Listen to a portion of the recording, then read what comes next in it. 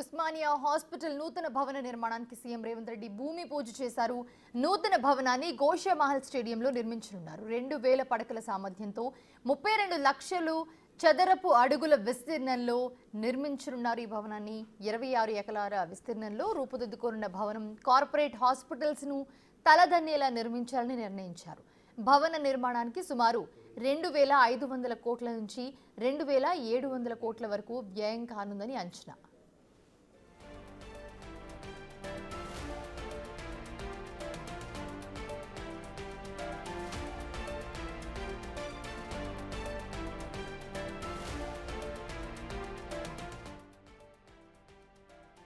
వైద్య సేవలు అందించాలనే సంకల్పంతో అధునాతన ఉస్మానియా హాస్పిటల్ నిర్మాణం చేపట్టామని తెలిపారు మంత్రి దామోదర రాజనరసింహ. నూతన సదుపాయాలతో 2000 పడకల సామర్థ్యంతో ఈ హాస్పిటల్ నిర్మిస్తూ ఉన్నారు.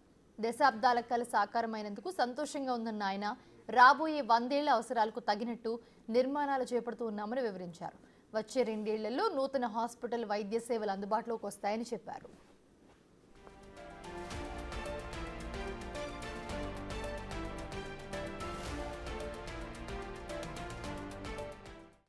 Palliative, rheumatology, emergency medicine, hospital administration, physiotherapy, transfusion medicine and genetics.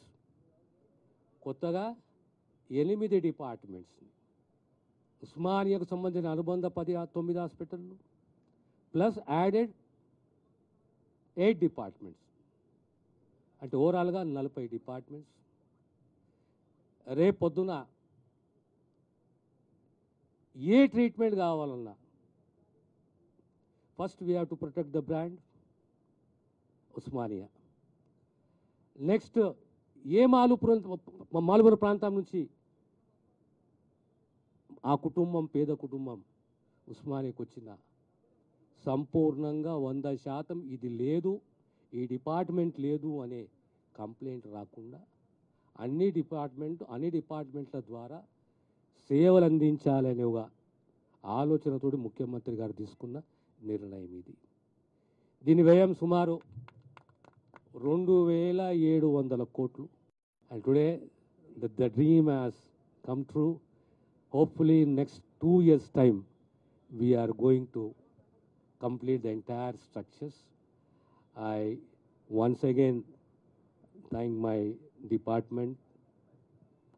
వీళ్ళందరూ కూడా ఆరాటం మాకు కాలేజీ హాస్పిటల్ కావాలి అని చెప్పేసి.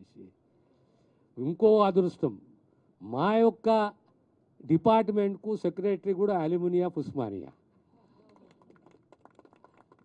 అంటే అన్నీ కలిసి వచ్చినాయి, కళ సాకారం కాబోతున్నది. ఈరోజు భూమి పూజ జరిగింది.